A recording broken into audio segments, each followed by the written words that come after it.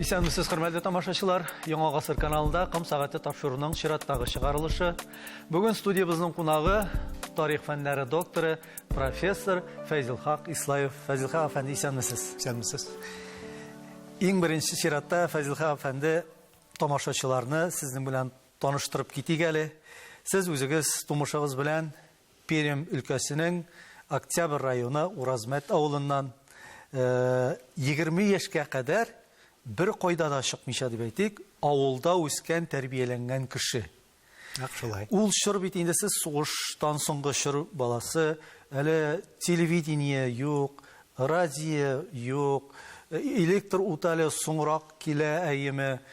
Бер караганда менә шундый цивилизация җимешләре булмаган чорда 20 яшькә кадәр авылда яшәү ничектер бүгенге күзлектән чыгып караганда авыррак та кебек. Әмма ләкин сез инде туган якның бөтен рәхәтен, тәмен, матурлыгын күреп үскән кешедер дип уйлыйм. Менә ул чорлар сезнең күңелегездә туган нигез, туган авыл ничек булып кирип калды ул? Яшь чак, бала чак ул һәр кешенең күңелендә бик матур булып кала. Саклана дип уйлыйм инде. Менә ылыгаган сайын сагынасың, кайтасың килә, кайтып киләсең, күңелне тынычландырасың.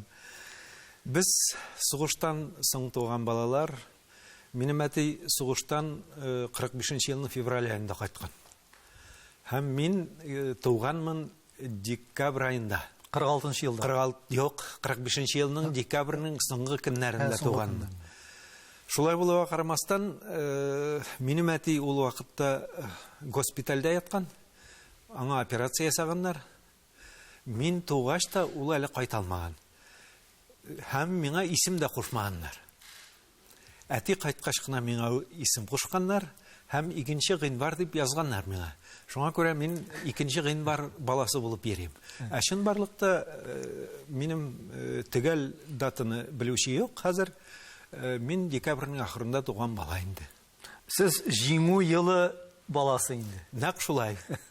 Мин әйтәм, менә җиңүчеләр баласы. Чөнки алар менә минем әтиемнең биографиясе бигрәк катлаулы. Бигрәк катлаулы. Ул менә сугышның беренче көннәрендә киткән, аннары сугышта булган, әсирлеккә төшкән. Кырымда әсирлеккә төшкән. 2 ел әсирлектә, 44нче елда яңадан безнең солдатларга кушылган, качкан инде ул пленнан, тагын сугышкан. Беренче рәттә сугышканда ул командир булган, сержант, яңадан кайткач аны рядовой итеп кенә алганнар. Һәм сугышның ахырына кадәрле. Ул менә сугышның беренче көннәреннән алып ахырына кадәрле сугышта булуына карамастан, аның бернинди ордены юк, бернинди медали юк. Тик ул үзенә тиешле әйберләрне эшләп фронттан кайткан кеше. Кызганыч, сугыштан соңгы елларда да әле бит пленда булган кешеләргә караш начар булган. Шуңа күрә мин ансын үзем сизмәдем инде ул заманнарда. Мин кичкенә бала, шуңа күрә бала чакта бөтен кешеләрнең шикелле авыл баласы бит инде яз көне әзрәк кенә ширәм чыга башлагач, тәпи чыгасын, карга ялан тәпи шап йөрисең инде.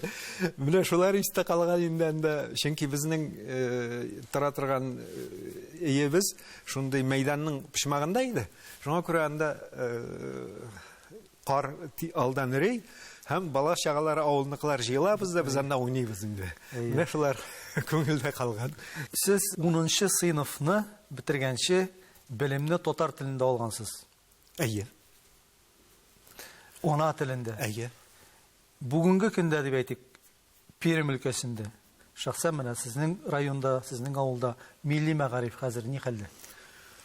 Башта мин менә совет заманында мәгариф системасын мактасым килә. Менә без күп очракларда тәнкыйди карыйбыз совет заманына. Менә мәгариф системасына караган вакытта ул заманда милли ана телендә белем алу ул әйбәт итеп оештырылган иде. Безнең якта да менә матур гына без ана телендә, татар телендә белем алдык. Башта мин 7 класс, аннары 8 булды безнең авылда. Аннары 2 ел укыдым мин Янапай мәктәбендә. Анда да барыбер татар телендә бик әйбәт итеп укыттылар.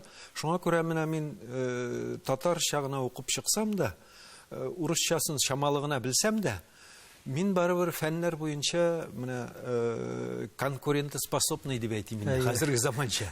Көндәшкә сәләтле булып чыктыгыз. Көндәшкә сәләтле. Ул бәлки нигездән, тамырдан килә торган сәләттер, ансын әйтеп булмый. Аллаһ Тәгалә биргән инде ул сәләтне. Тырышлык, үҗәтлек миндә укыган чакта ук бар сыман. Чөнки мин 5кә генә укымадым, 4-5 куялар иде инде. Менә рус телен алган вакытта миңа еш кына эш куялар иде. Мин хәзер уйлыйм, дөрес куйганнар.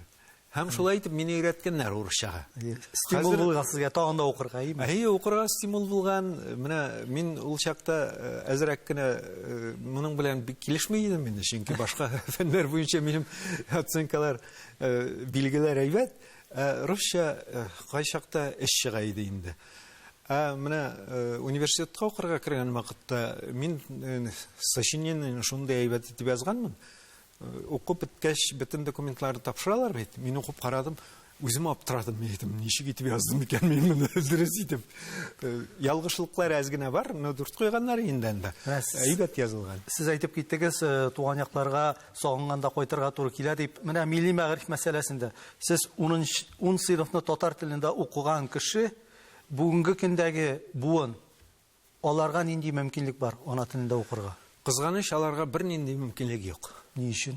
Хәзер анда безнең якта бөтен мәктәпләрдә дә уку бара рус телендә. Татар теле әдәбияты предмет буларак керә. Тик ул барыбер теге урысча әйткәндә третьестепенный инде предмет. Шуңа күрә ул бик начар, бик начар. Һәм әйтергә кирәк, менә ана телендә уку булмагач, әкренләп урыслашу процессы кешәя дип уйлыйм мин аны. Әлбәттә безнең якта татарча сөйләшү дәвам итә, балалар да, чөнки авыл татар авылы, анда элеккеге традициялар дип әйтик инде, гаиләдә сакланадыр. Гаиләдә саклана. Шулай булуга карамастан барыбер менә уку ана телендә булырга тиеш дип уйлыйм мин аны. Менә сез әйтеп киттегез, совет чорында милли телләргә игътибар, милли мәгарифкә зурак булгандыр дип. Шуңа бер дәлил, район үзәге булып торган Бардадан ерак түгел, Уса педагогия училищесы дип әйтик инде ул вакытта име, һәм шунда башлангыч сыйныфларга татар телле укытучылар әзерләнгән бу 1950-55 елларда. Ул дәвам итте, ул менә 70-нче елларга кадәр дәвам иткәндер. Мин аның кайчан ябылганын хәзер әйтә алмыйм. Ул гына да түгел, анда гына да түгел, әле безнең Пермь кырында Каяново дигән авыл бар. Менә анда да техникум бар иде. Укытучыларны әзерли торган. Фазил әфәнде, ни өчен алар ябылуга дучар булды соң? Ихтыяҗ биттеме? Сәясәт үзгәрдеме? Нәрсә? Юк, ихтыяҗ битмәде. Сәясәт әкрен генә үзгәрде. Аннары ул бит менә безнең якта, менә Пермь ягында менә шундый педучилищалар, педтехникумнар булса, ул бит Свердловскида да бар иде. Иң беренче, иң зуры Свердловскида иде анда, татарча укыттылар анда. Безнең яктагы күп кенә яшьләр шунда барып, белем алып, соңыннан укытучы булып эшләгән кешеләр бик күп булды. Милли мәгарифне әйтәбез инде, еге бердәм дәүләт имтиханы харап итә дигән фикер дә бар. Сез менә бу фикер белән килешәсезме? Ни дәрәҗәдә менә бу бердәм дәүләт имтиханын кертү Татарстанда гына түгел, Россия төбәкләрендә дә ана телендә укытуны киметте. Бу факт буларак без аны игътибарга ала алабызмы? Әллә бу бер сәбәп кенә итеп без аны карыйбызмы? Игътибар итеп була, миңа калса бу сәбәп кенә. Чөнки принципиаль рәвештә ул бит менә еге дигән җафа башка әйберне күрсәтер өчен эшләнгән. Гомумән мин гомер буе мәгариф системасында эшләдем, укытучылар белемен күтәрү институтында кафедра мөдире булып 10 елга якын эшләдем мин. Шуңа күрә бу системаны эчтән мин аны чамалыйм, фикер йөртәм. Мин әлбәттә башта ук еге дигән әйбергә бик каршы идем. Бик чыгышлар да ясадым. Аны аңлап була, нәрсә өчен бу булай эшләнә. Кызганыч, бу система бит Америкадан килгән әйбер. Система эшләнгән белмәгән баланы белә торган итеп күрсәтер өчен. Менә тест бирә, һәм 4 сорауга берсенә барыбер дөрес итеп җавап бирә. Ул белә Шыраклы рәвештә эләгергә мөмкин. Менә мин аны шуңа күрдем дә, үземчә уйлыйм инде. Моны махсус эшләгәннәр. Мәктәп әйбәт эшләмән мәктәпне әйбәт итеп эшли дип күрсәтер өчен менә шул системаны эшләгәннәр. Шуңа күрә бу системаны күп кенә алга киткән илләр моннан ваз кичтеләр бит. Аларга кирәкми, аны аңлыйлар. Чөнки бу баланы аның талантын үстерүгә алып бармый торган әйбер. Чөнки стандарт сораулар һәм стандарт сорауларга стандарт җавап булырга тиеш. Нәкъ сорау нинди, шундый җавап. Икенче төрлерәк итеп җавап бирсәң, ул синең дөрес булмый. Сез тарихчы галим буларак әйдәгез әле менә сезнең төбәктәге татарларның дип әйтик, Пермь өлкәсендәге татарларның берникадәр аларның кайчан һәм ничек килеп төпләнү турында сөйләшеп алыйк әле. Шул вакытларга сәяхәт итеп алыйк әле.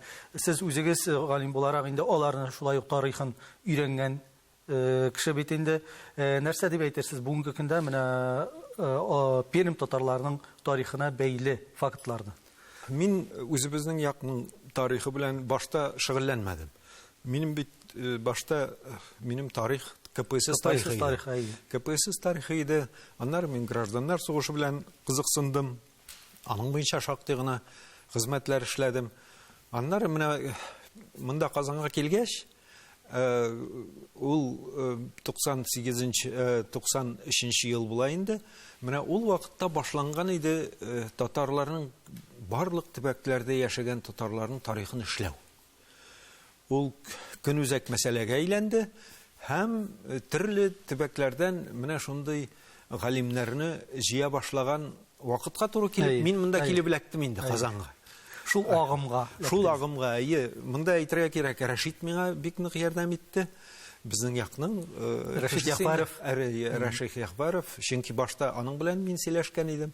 Аннары Дамир Исхаков миңа ярдәм итте монда күчәр өчен. Алар миңа рекомендация берделәр инде, шундый җигет бар дип. Чөнки мин 93 елда Бардада конференцияда катнаштым. Һәм анда конференцияда мин аптырадым. Уфадан килгән галимнәр безне әйтәләр, булар башкорт диләр.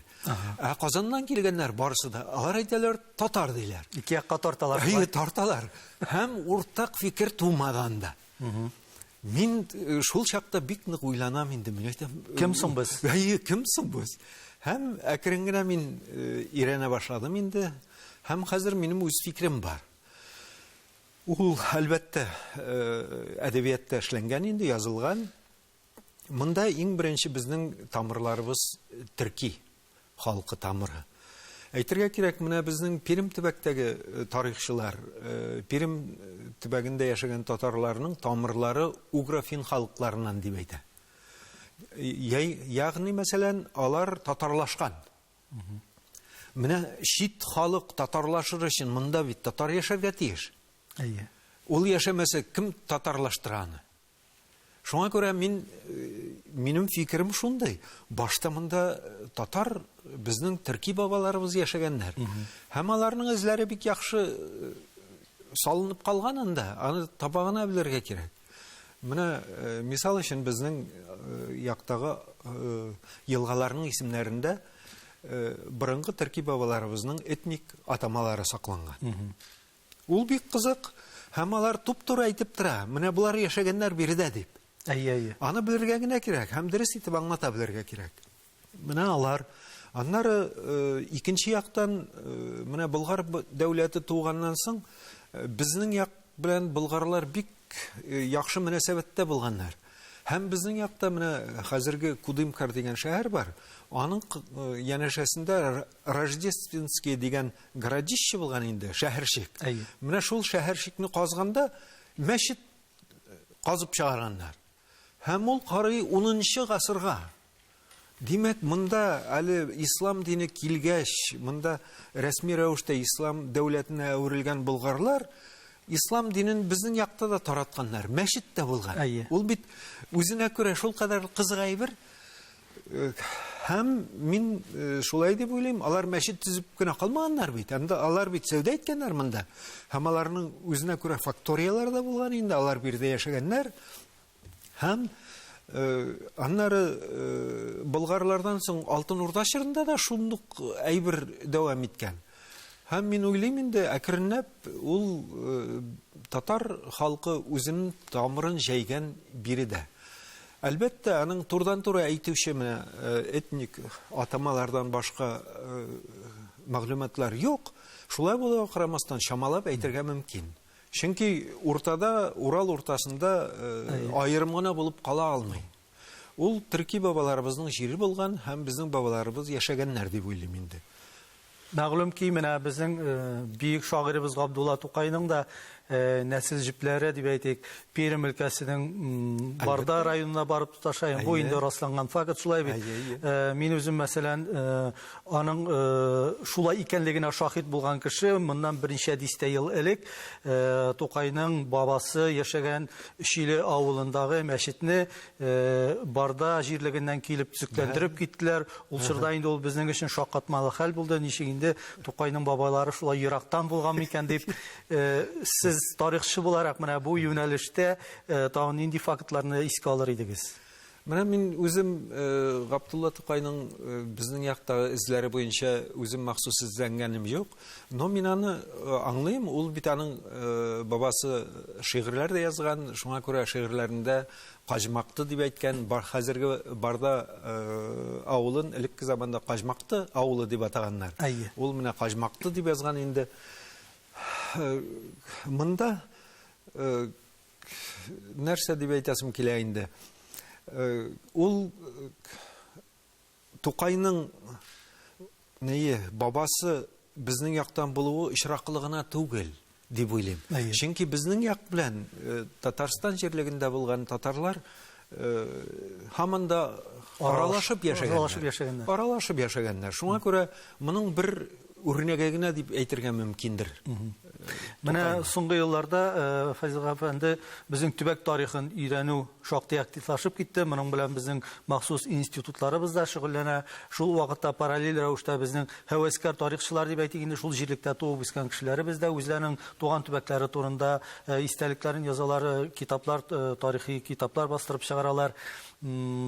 Сез дә тарихчы буларак бу юнәлештә эшләгән кеше һәм кайбер авылларның тарихын язган кеше. Менә Пермь төбәгендә, өлкәсендәге авылларның тарихлары ни дәрәҗәдә өйрәнелгән һәм ни дәрәҗәдә алар китап итеп бастырылган? Башка татар төбәкләрендә шикелле безнең яктагы татарлар да үз тарихлары белән бик нык кызыксыналар. Бу юнәлештә шактый гына эш алып баралар. Менә Аллага шөкер, минем үземнең якташларым да менә үткән ел гына без анда менә татар тарихы белән кызыксынган шактый гына кешеләр җыелышып администрациягә бардык, алардан ризалык алдык. Һәм менә Пермь татарларының Октябрь районындагы авыллар тарихын эшләргә дигән максат куйдык һәм аны тормышка ашыра башладык. Чөнки мин бит монда тарих институтына килгәч 5 ел буе Пермь төбәгендәге татарлар тарихын өйрәнә башлаган идем инде. Бу 16-18 гасыр. Минем җыйган материалларым китап булып басылмаган иде. Һәм мин хәзер яңадан әйләнеп үзем эшләгән элекке материалга 10-15 ел, 20 ел элек эшли башлаган материалга яңадан әйләнеп кайтып, бер өлешен шушы үзем язган китапның бер өлеше була инде, калганы аерым авылларның тарихы. Шулай итеп без уйлыйбыз инде менә үзебезнең төбәкнең тарихын эшләп чыгарырга. Булай аерым авылларның тарихын мин беренчеләрдән булып менә 2004 елда үзебезнең якның Шәйкә дигән авыл бар, зур авыл ул. Уинский дигән район үзәгеннән җирак түгел. Минем үземнең туган авылдан 20 чакрым ераклыкта ул авыл. Шушы авылның тарихын мин эшләгән идем. Ул бик матур гына булды. Аллага шөкер, ул таралып бетте инде. Мин үзем рухлана эшләдем ул заманда. Кызганыч, мин доктор диссертациясен әзерләгән вакытка туры килде. Шулай булуга карамастан, мин авыл тарихында эшләп бетергән идем һәм доктор диссертациясен дә яклый алдым. Монда нәрсә әйтәсем килә? Безнең әлбәттә үзенчәлекләре бар. Безнең яктагы тарихны, чөнки урыслар белән инде аралашу. Һәм әйтергә кирәк, менә тагын бик кызык әйбер бар. Менә хәзер Татарстанда да татарлар белән бергә яшәгән марыйлар, чуашлар, мартва, утмурт халыклары. Менә алар ничектер 17-18 гасырның башларында Пермь төбәгенә килеп сыйынганнар. Безнең авылларга. Әлбәттә, анда рәсми рәвештә 18 гасырда карар кабул ителгән ахыры. Аларны әкренләп татар авылларыннан алганнар. Алар әз генә эзләре сакланган. Менә Чувашаев, например, мисал өчен шундый фамилия. Чуваштан инде. Чуваштан бу. Һәм башка әз генә эзләре сакланып калган. Аннары авыл тарихын махсус өйрәнгән вакытта сизелә инде монда. Һәм безнең якка килеп утырганнар шактый гына менә Казан ягыннан. Мишәрләрдән дә, һәм шуңа күрә бик кызык, анда Мишәр исемле кешеләр дә бар. Хәтта Мишәр исемле кешеләр куйганнар.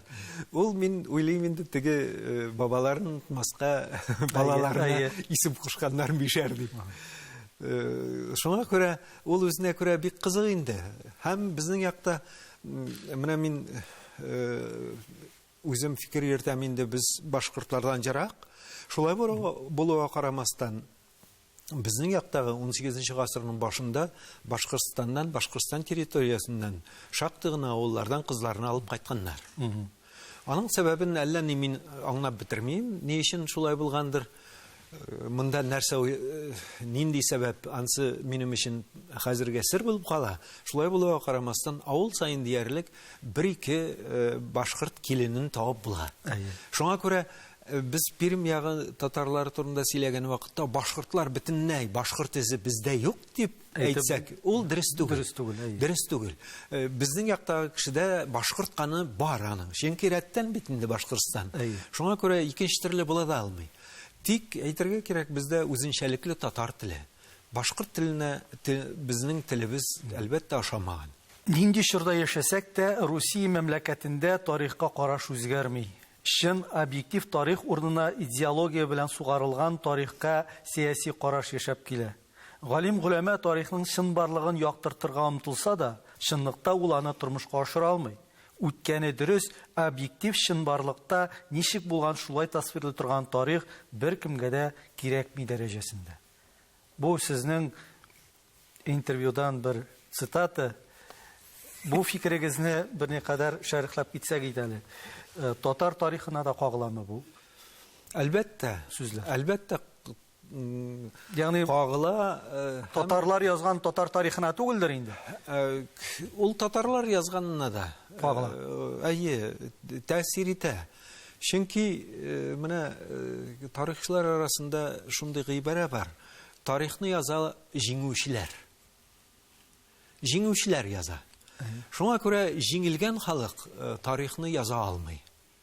Дөрес итеп яза алмый аны. Әлбәттә, без хәлдән килгәнчә тырышабыз. Менә мин хәзер аптырап та куям үземнең язган әйберләрне. Ул менә 2000 елларда чыккан әйберләр, хәзерге заманда булса, аны чыгарып булмас иде.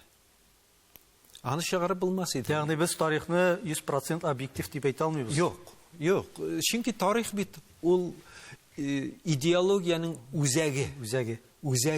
Шуңа күрә моннан читкә китеп булмый. Менә юкка гына президент үзе менә тарихны өйрәнү концепциясенә үз тамгасын салмады. Ул бит тамгалады аны. Оқытушыларны жейді, мин қызғаныш бара алмадым. Біздің институттан анда қатнашушы болды, әмма мин бара алмадым. Мин барсам да аның файдасы бір нәрсе де жоқ еді. Чөнки анда алдан қарар қабыл етілген бит инде. Оқытушылар менә шулай булырга тиеш дип әйтергә тиешләр иде. Һәм алар ул сүзне әйттеләр анда, шулай дип, дөрес диләр. Һәм әйтергә кирәк, анда шактый гына күп кенә әйбәт әйберләр кергән ул концепциягә. Ну, тик менә әйтергә кирәк, Россиядә бит шундый әйбер. Без документны язабыз да, аны аска салып куябыз да, бик сирәк аңа мөрәҗәгать итәбез. Аның буенча без эшләмибез. Без башта кытырып аны язабыз, бер-беребезне сүгәбез, аннары кабул итәбез дә, менә салып куябыз. Шуңа күрә ул концепцияләрнең әлбәттә тәэсире бар. Бар аны. Чөнки менә китап язган вакытта, дәреслек эшләгән вакытта, менә шул концепция туры килмәсә, сине туктаталар. Туры килмей. Чөнки монда менә аның нык итеп тамга салып куйганнар, менә шундый булырга тиеш дип.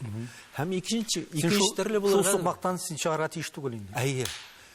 Шын галим галәмә бит ул менә кеше салган сукмактан йөрисе килмей. Һәм ул кеше салган сукмактан йөрсә шын галим дә була алмый. Шуңа күрә безнең бит ирек бирелгән, языгыз, менә рәхәтләнеп языгыз диләр. Безгә аны конституция бирә. Тик әлбәттә истән карап торучылар бар, искәртүчләр бар, дөрес эшләмисез дип. Хәленнән килгән кеше, курыкмаган кеше тарихны ничек бар, шулай итеп яза. Тик ул җиңел әйбер түгел. Чөнки менә җиңел әйбер түгел дигәндән шунысын гына әйтәм. Менә бит мин инде күпме хезмәтләр эшләгән кеше. Монда нидә телевизор алдында миңа начар караш фәлән дип бар дип мин үземне тәнкыйтьләп утыра алмыйм. Шулай булуга карамастан менә 300-дән артыграк минем мәкаләләрем бар инде. Уннан артык китапларым, дәреслекләрем бар минем име. Шактый зур гына галим. Бит бәяләнеп бетмәгән галим дип уйлыйм инде мин. Аны әлбәттә бөтен кеше дә үзе турында шулай дип уйлыйдыр. Бу бигрәк тә читтән килгән галимнәргә хас инде. Хас. Менә сез әйтеп үттегез, унлап китабым дип, фәнни хезмәтләрегез. Һәрхәлдә сезнең китапларыгыз менә инде Казанга күченеп килгәннән соң 1993 еллардан соң языла башлый. Шундый бер китапларыгызның берсе 1999 елда басылып чыга, ул Православный миссионер в Поволжье дип атала. Һәм менә бу китабыгызда сез безнең милләт өчен иң авыр елларның берсе, ул татар мөселманнарын чукындыру еллары турында. Сез менә бу гыйльми хезмәтегездә дип әйтик, моңарчы билгеле булмаган нинди фактларны ачтым дип әйтә аласыз һәм менә бу вакыйгалар ни дәрәҗәдә алар безнең милләткә шундый авыр еллар булып кирип калды? Татар халкын христианлаштыру, чукындыру мәсьәләсе ул күп еллар ябык тема булган. Шуңа күрә менә 90-нчы елларда Татарстан бәйсезлек игълан иткәч, Россиядә демократик революция җиңгәч, әз генә ачылды мөмкинчелек. Менә мин шул мөмкинчелектән файдаланып эшләдем дип уйлыйм инде.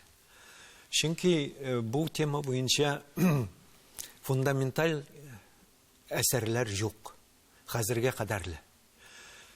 Миннән соң шактый гына кешеләр эшли башладылар бу юнәлештә. Һәм әйтергә кирәк, Татарстанда бу мәсьәлә шактый әйбәт яктыртылган дип әйтә алам. Һәм шуларның берсе, шул дулкынга мин беренчеләрдән булып кирип киткәнмендер дип уйлыйм. Һәм Алланың рәхмәте, ул әйбәт нәтиҗәле булды бу. Чөнки мин менә бу теманы эшли башлагач, килеп чыктым Батыршага. Кем ул? Кем ул Батырша? Һәм кызыксына башладым. Менә Батырша бит безнең якта булган. Аптырадым мин аны. Аны бер кеше дә белмәй. Батыршаның кем икәнен дә, безнең якта булганмы ул, юкмы? Аны бер кеше дә белми. Шуңа күрә мин Батыршага да кирип киттем. Батырша турында, Батырша восстаниесі турында китап урысчада, татарчада эшләп чыгардым инде. Шул арада менә диссертациядә эшләдем һәм Алланың рәхмәте, диссертацияны Казан университетында якларга мөмкинчелек булды. Әлбәттә, миңа бик нык ярдәм итте Индус Ризакович. Әгәр дә ул менә диссертация советының җитәкчесе булмаса, бу диссертацияны җырып чыгып яклап булмас иде. Фазил әфәнде, без эштәлегенә кайтыйк әле. Менә безнең киң катлам тамашачыда, халыкта чукындыру еллары дигәндә, аның нәтиҗәсе буларак Керәшен татарлары барлыкка килгән дигән менә шушындый мәгълүмат яши. Калганы ул инде теге ниндидер алар аның төбенә үк төшенеп тормыйлар. Менә шушы фактны искә алалар. Сез нәрсә диярсез? Керәшен татарларының барлыкка килүе ул нәкъ менә шушы чукындыру сәясәтенең нәтиҗәсеме? Сезнең бу фикрегез белән мин тулаем килешәм, тик моның белән керәшеннәр килешмәй. Монда ике төрле караш. Һәм әлбәттә фәндә ике төрле караш дөрес булмый. Берсе генә дөрес була. Тик менә бу мәсьәлә буенча мин керәшеннәр дөрес әйтмиләр дип әйтмәс идем. Чөнки бу шактый зур халыкны кимсетү була. Чөнки һәр халык үз тарихы белән кызыксына. Керәшеннәр дә шулай ук. Шуңа күрә аларның үз фикере бар бу мәсьәлә буенча. Ягъни аларда инде бүгенге көндә керәшен милләте дигән үзаң формалаша башлады. Әлбәттә, ул формалаша башлады гына түгел, ул формалашкан. Һәм формалашуның ахыры мин уйлыйм ул булган Совет заманында. Һәм әз генә мөмкинчелек ачылгач, 90-нчы елларда Совет дәүләте юкка чыккач, бу мәсьәлә күтәрелеп чыга, һәм керәшеннәр үзләрен кем икәнен әйтә алалар. Рәхәтләнеп кычкырып әйтә алалар. Әлбәттә, ул безгә менә миңа шәхсән тарихчы буларак бик әйбәт күренеш түгел сыман, бер яктан караганда. Икенче яктан караганда, керәшен күзлегеннән караганда, алар икенче итеп әйтә дә алмый, әйтергә дә тиеш түгел. Һәм шуңа күрә сез менә дөрес әйтмисез дип, аларны дөреслеккә иретеп йөрү минемчә дөрес әйбер түгел. Менә шул ук вакытта тарихчы Дамир Исаков, мәсәлән, милләтне дингә карап бүлү яклы түгел. Ул мисал итеп, мәсәлән, осетиннарны китерә, абхазларны китерә. Аларда, мәсәлән, мөселман динендә булган абхазлар, осетиннар да бар. Шул ук вакытта православ динен тотучы осетин һәм абхазлар да бар. Әмма ләкин алар үзләре ничектер бер милләт булып калалар. Ни өчен менә без шулай бүленәбез? Сәбәп нидә? Гәрчә бит инде ул да татар, ул мөселман динендә, бу татар православ динендә генә булса, ике милләт, бу бер милләт туплану булыр иде. Бу бик катлаулы сорау. Минем әлбәттә моңа җавабым бар. Тик ул җавап белән керәшеннәр килешми. Шуңа күрә мин аны әйтеп тә тормыйм. Монда мәсьәлә бит күбрәк психологиягә бәйле. Халык психологиясына, конкретный шәхес психологиясы бәйле. Шуңа күрә мин бу мәсьәләне куертмас идем. Керәшен мәсьәләсен. Ул әлбәттә керәшен мәсьәләсе Казан ханлыгын яулап алганнан соң пәйда булган.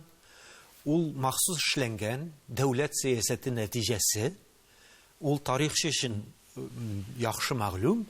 Тик моны керәшеннәргә сез дөрес әйтмисез дип әйтеп йөрү. Ул икенче яктан дөрес булмый торган әйбер. Шуңа күрә мин алай дип әйтәсем килми. Аларны да аңларга кирәк. Алар бит нәкъ шундый ук адәм баласы. Бер кая бара алмыйсың. Чукындыр юлларында татарларның саны күпләп кимегән, бала туу кимегән дигән фаразлар бар. Бу инде тарихи чыганакларда да әйтелә. Һәм бу елларда татарлар күпләп чит җирләргә күченеп киткәннәр. Менә бу мәгълүматлар ни дәрәҗәдә дөреслеккә килә һәм бу халык санының дип әйтик, татарларның кимүе ул сизелерлек булганмы? Бу бик авыр мәсьәлә. Моның белән махсус шөгыльләнергә кирәк. Моның статистикасын Дамир Исхаков эшләгән. Аның да бар андый әйберләр. Тик монда мин истәп нәрсә әйтер идем. Чынлап торып, менә ул бит татар халкын христианлаштыру берничә дулкын белән барган. Әйе. Беренче дулкыны 1552 елдан соң, икенче дулкыны аның булган 17 гасырның урталарында, өченче дулкыны иң көчле дулкын булган ул 1740 елдан алып 1760 елга кадәрле. 20 ел. Иң авыр еллар. Һәм монда дәүләт үзенең бөтен потенциалын менә бу мәсьәләне чишәргә юнәлткән. Бөтен потенциалын. Монда руханилар да, монда экономика да, монда бөтен нәрсә күчереп утырту. Һәм башкалар. Монда урысча әйткәндә целая система эшләнгән. Бу мәсьәләне ахырга кадәрле нокта куяр өчен. Әйтергә кирәк, безнең бабаларыбыз нык торганнар диндә. Чөнки монда бит менә без шуны унытмаска кирәк. Ислам дине Идел буена безнең бабаларыбызга килгән бик борынгыда. Урыслар әле чукынганчы татар Аллаһ Тәгаләгә табынган. Ул күптәннән инде табынган. Шуңа күрә ислам дине ул аның тормыш рәвеше һәм аны диндән кешене айырып булмый. Һәм шуңа күрә ул бик авыр барган. Менә статистика буенча иң авыр еллар 1740-1762 дип әйтәмме? Менә бу елларда шактый гына кеше мәҗбүр булуга карамастан ул чын мәгънәсендә үзен мөселман итеп хис иткән. Чөнки соңыннан 18-19 гасырда мөмкинчелек чыгу белән керәшеннәр яңадан кире кайта башлаганнар. Ул башланган 1802 елда. Бу Нижгар мишәрләре беренче булып монда юл күрсәткәннәр. Тик аларга рөхсәт юк. Ул заманда бит Россия законнары буенча православ динен кабул итәргә мөмкин, православ диненнән читкә китәргә рөхсәт юк. Закон буенча мондай хәл булса, андый кешене менә утта яндырырга, ягъни ишек бер генә якка ачылган. Ишек бер генә якка. Һәм менә шуңа күрә безнең бабаларыбыз берилеше христиан динен кабул итәргә мәҗбүр булган. Хәзер әфәнде, сезнең фәнни хезмәтләрегез арасында татар тамгаларын өйрәнү юнәлеше аеруча бер урынны билгеләп тора. Менә тамгалар татар халкының этник тарихын өйрәнгәндә алмаштыргысыз чыганак булып хезмәт итә алыр иде дисез. Кызганыч, күрше халыклар тамгаларны этнографиядә еш кулланса, безнең этнологлар исә бу чыганакка бөтенләй диярлек игътибар итми. Ни дәрәҗәдә менә бу татар тамгалары безне милләт буларак чыгышыбызга алар ишарә ясый һәм ни өчен этнографлар начар игътибар итә дип саныйсыз? Менә кызганыч, тамга мәсьәләсе безнең татар тарихчылары өчен вак мәсьәлә ул. Вак мәсьәлә. Менә ул кичкенә теге ручка белән ясап куйганда кичкенә тамга булганлыктан түгел, аның мәгънәсе искитмәле зур. Шулай булуга карамастан, моны өйрәнү шул кадәрле авыр һәм бу юнәлеш буенча безнең махсус галимнәребез бик әз, юк дәрәҗәсендә. Менә башка халыкларның тамгалары өйрәнелгән, революция кадәрле үк шактый гына хезмәтләр эшләнгән. Татар тамгалары читтә калган. Чөнки татарлар үзләре бу мәсьәләгә игътибар итмәгәннәр, чөнки бу безнең ислам дине буенча моңа караганнар ахырсы мәҗүсилек дип тамгага шулай дип караганнардыр дип уйлыйм мин аны. Мәҗүсилек билгесе бу. Шуңа күрә гарәпчә язар урынга тамга салган кешене аны кимсеткәннәр дә. Шуңа күрә мин уйлыйм, монда тамгалар тирәсендә менә начар аура булган. Шуңа күрә ул өйрәнелмәгән безнең тарихчыларыбыз тарафыннан. Мин моны күптәннән инде бу тамгаларга игътибар итә башлаган идем. Шактый гына коллекциядә җыйдым инде, минем 10 меңләп тамга бар. Төрле төбәкләрдә менә документлар караганда, алар бит 18нче гасырның ахырына кадәр тамга салынган. Бу инде нәселнең билгеләре булган. Әлбәттә. Гаиләдә нәселнең Әлбәттә. билгесе. Әлбәттә. Имза урынына, ягъни шул тамганы куйганнар. Әйе. Шул ук мәсәлән безнең ислам динендәге ярым ай ул үзе үк тамга булган түгелме соң? Андый тамгалар бар. Андый тамгалар ярым айга охшаган тамгалар бар. Менә түгәрәк тамга быжра була инде улаймы. Аның урталай бүленгән дә айга охшый инде ул. Бик күп анда тамгалар, менә ул искитмәле шундый кызык әйбер, кызганыч без монда тыңлап карап утырган кешеләргә күрсәтә алмыйбыз. Минем коллекциям бик шактый зур. Мин аны хезмәттә эшләгән идем. Ну, кызганыч, әле ул монда 2000нче елларның башында мин аны бер дустыма бирдем дә, карап чыга әле бу хезмәт бастырып чыгарлык булмасмы фәлән дип. Ул карап чыкты да, ул әйтә инде, әле бу өлгермәгән әле ди. Шул кинче өлгермәгән кинче ята ул. Шулай булуга карамастан мин шактый гына мәкаләләр яздым бу тамгалар турында. Чөнки менә тамгаларның коллекциясын җыю белән аларның атамаларын да җыйдым мин. Алар бит үзләре шундый безнең төрки бабаларыбызның философиясе тамгада, атамасында. Ул шул кадәрле үзенә күрә кызык.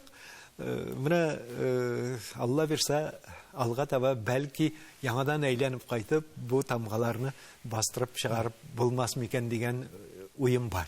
Соңгы елларда татарлар арасында нәсел шәҗәрәләрен барлаучылар артып китте, ишайды, кызыксыналар үзләренең җиде буын бабалары белән дип әйтик инде, безнең телгә шулай кергән. Сез галим буларак та бу юнәлешне өйрәнгән кешеләребезнең берсе, үзегезнең дә ялышмасам 11 буын бабагызны эзләп тапкансыз. Бу шактый катлаулы хезмәт, вакытны ала торган хезмәт. Әйтегез әле, менә бу нәсел шәҗәрәләре ул безнең өлкән буын вәкилләре генә кызыксына дип әйтә алабызмы? Безнең яшь буын аның белән кызыксынамы? Уланы кирәксенәме? Ни дәрәҗәдә кирәксенә уланы? Монда мин шунысын әйтәсем килә инде. Әлбәттә, безнең татар халкында шундый иң зур күркәм традицияләрнең берсе нәсел шәҗәрәсен эшләү һәм аны гаиләдә саклау. Һәм һаман да буын сайын аны тулыландырып бару. Бу иң күркәм әйберләрнең берсе.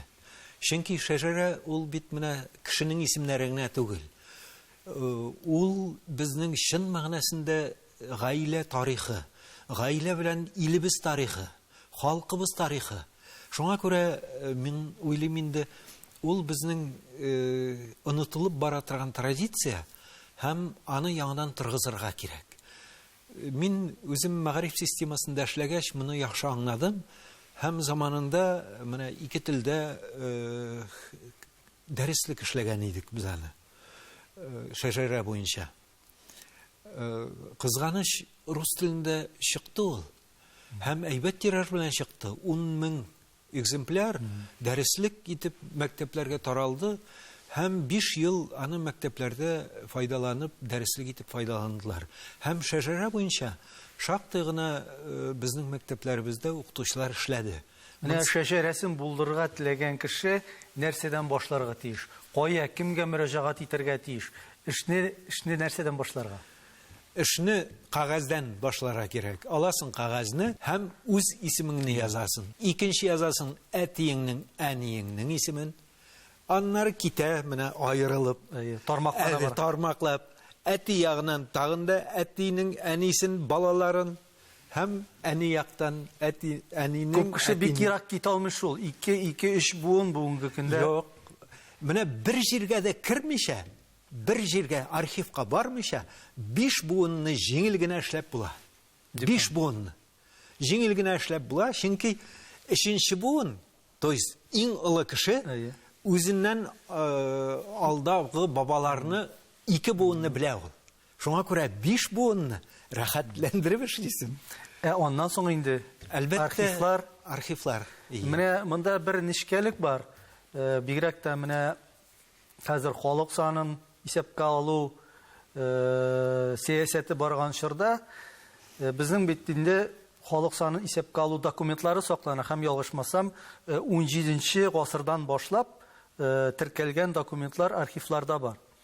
Андагы документларда бит безнең ерак бабаларыбыз, мәсәлән, башка милләт булып та язылган булырга мөмкиннәр. Менә ул кешедән ниндидер психологик кичерешләр уятмыймы? Мин уйлыйм, бик уятмыйдыр ахырсы. Уятмыйдыр. Монда нәрсә дип әйтәсем килә. Менә элекке заманда халык санын алу әйбер уйланып эшләнгән булган. Һәм әйтергә кирәк, ул халык санын язып алганнан соң алар барысы да архивларда сакланган. Менә 18нче гасырда үткәрелгән анда 5 мәртәбә. Системалар рәвештә халык санын алуны керткән Петр патша менә 1720 елдан башлап ул 1795 елга кадәр 5 мәртәбә ревизия оештырылган. Һәм алар менә 91нче эш ревизия материаллары барысы да саклана Мәскәүдә. Иргада дигән архив бар, һәм ул архивка кирип рәхәтләнеп, аны һәммә кеше дә үзенең бабаларының тамырларын таба ала. Күрше тирә республикадагы тарихчыларның шушы шәҗәрә, шушы халык саны исәпкә алу документларында язылган милләт графаларының тулы бер җирлектә яшәүче халыкка карата сезнең бабаларыгыз фәлән милләттән булган дип әйтү, ул ни дәрәҗәдә этик нормаларга ярый? Мин этикасы турында бер фикердә әйтә алмыйм. Менә мин уйлыйм, инде тарихта ничек итеп язылган, шулай дип карарга кирәк. Әлбәттә, кешене кимсетү өчен файдаланырга кирәкми бу әйберләрне. Мин уйлыйм, инде монда айыра белергә кирәк. Чөнки элекке заманда Россиядә күбрәк бит менә милләтне күрсәтмәгәннәр. Милләт урынына сословие. Сословие күрсәтелгән. Катлам күрсәтелгән. Ул әлбәттә хәзерге заман күзлегеннән караганда бер сыман тыйыла. Чынбарлыкта ул вакытта аны яхшы чамалаганнар һәм яхшы итеп айырганнар. Шулай булуга карамастан, менә безнең бабалар, менә мисал өчен, татар кешеләре, Башкортстанда яшәгән кешеләр. Әлбәттә, үзләрен чын мәгънәсендә менә башкортлар шикелле үк җир хуҗасы итеп үзен күрсәтер өчен алар менә башкорт катламга күчкәннәр.